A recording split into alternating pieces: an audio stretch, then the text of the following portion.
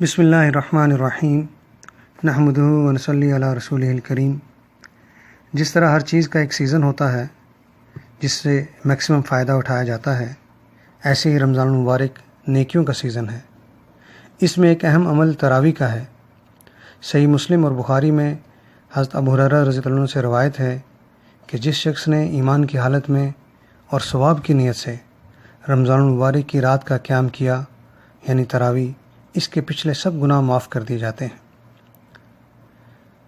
آقا دو جہاں نبی اکرم صلی اللہ علیہ وسلم نے 3 دن تراویح پڑھنے کے بعد چوتھے دن تشریف نہ لائے۔ صحابہ اکرام انتظار فرماتے رہے۔ صبح کو تشریف لانے پر نبی اکرم صلی اللہ علیہ وسلم نے فرمایا کہ امت پہ مشقت کے اندیشے کی وجہ سے کہ کہیں یہ اس پہ فرض نہ ہو جائے، میں تشریف نہیں لایا۔ اس کے بعد حضرت ابو بکر صدیق رضی اللہ عنہ کے دور خلافت کے اندر مختلف ٹولیوں کے اندر کہیں 10، کہیں 20، کہیں 50 رکعت تراویح کا اہتمام ہوتا رہا۔ اور پھر جب حضرت عمر فاروق رضی اللہ عنہ کا دور خلافت آیا تو انہوں نے سب صحابہ کو جمع کیا، ان کے مشورے سے 20 تراویح کے عمل کو باقاعدگی کے ساتھ باجماعت جاری فرمایا، جس میں سب صحابہ نے یک زبان ہو کر، جس میں سر فہرست حضرت علی رضی اللہ عنہ بھی تھے، یہ دعا دی آپ رضی اللہ عنہ کو کہ اللہ پاک عمر رضی اللہ عنہ کی قبر کو ایسے منور کر دے جیسے انہوں نے ہماری مسجدوں کو منور کر دیا۔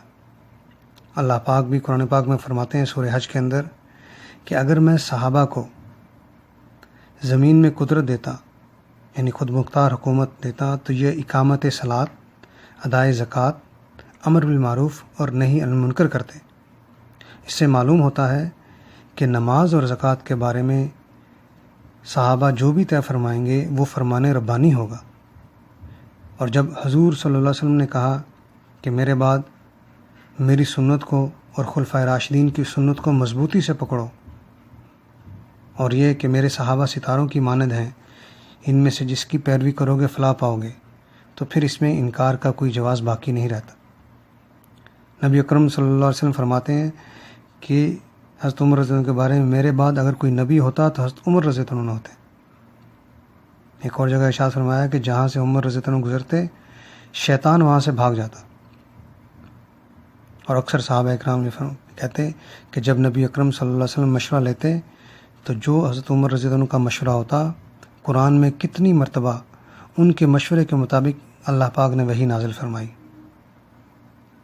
اس وقت سے لے کر آج تک سارے کی ساری امت اس بات پر متفق ہے، اور اس میں موجودہ دور کے چند مفکرین کی وجہ سے ہمیں کسی قسم کا شک نہیں ہونا چاہیے۔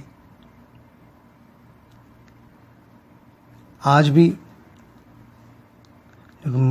موجودہ حالات کے باوجود سارے سعودیہ کی سب مساجد بند ہیں، فرائض نمازیں بھی مساجد میں جماعت سے ادا نہیں ہو رہی، مگر پھر بھی حرم کے اندر 10 رکعت تراویح اور وتر باجماعت جاری ہے۔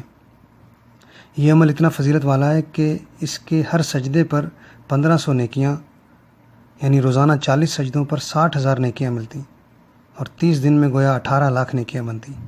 اس کے علاوہ ہر سجدے پر ایک ایسا محل اللہ پاک جنت میں عطا فرمائیں گے جس کے 60,000 دروازے ہوں گے، اور ہر ایک سجدے پر ایک ایسا درخت جنت میں لگے گا جس کے نیچے 100 سال تک گھوڑا دوڑے گا، اس کا سایہ ختم نہیں ہوگا۔ تو گویا یہ عمل 1200 محلات اور 1200 درختوں کا ذریعہ ہے۔ اس لیے ہمیں چاہیے کہ کسی عذر کی وجہ سے اگر کوئی شخص کھڑے ہو کے ادا نہ کر سکے تو بیٹھ کے ادا کر لے، اگر جماعت سے ادا کرنا ممکن نہیں تو انفرادی ادا کر لے، حتیٰ کہ اگر 20 نہ پڑھ سکے تو جتنی ہو سکے وہ ضرور پڑھے، تاکہ اتنی بڑی فضیلت سے محروم نہ ہو جائیں۔ اللہ جل شانہ سے دعا ہے کہ اللہ پاک مجھے آپ کو کہنے سننے سے زیادہ عمل کرنے کی توفیق عطا فرمائے۔